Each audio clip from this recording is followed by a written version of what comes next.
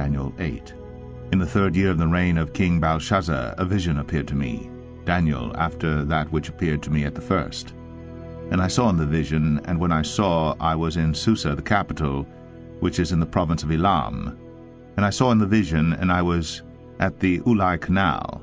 I raised my eyes and saw, and behold, a ram standing on the bank of the canal. It had 2 horns, and both horns were high, but one was higher than the other, and the higher one came up last.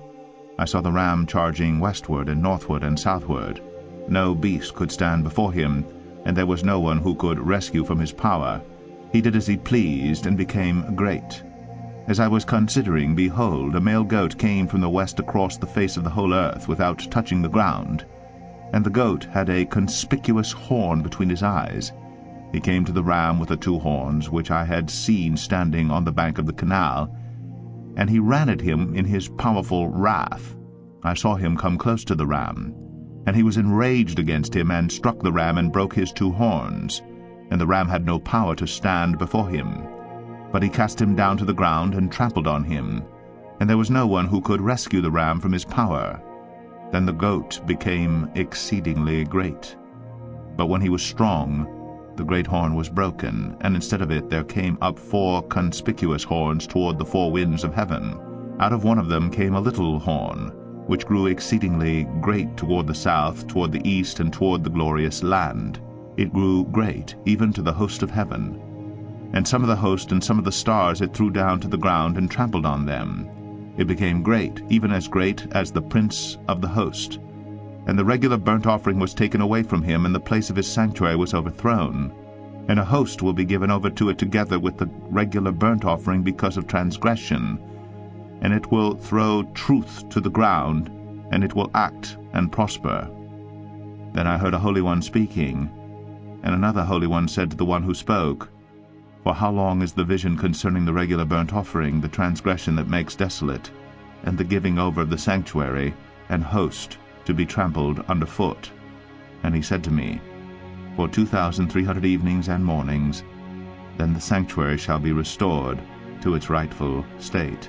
When I, Daniel, had seen the vision, I sought to understand it, and behold, there stood before me one having the appearance of a man.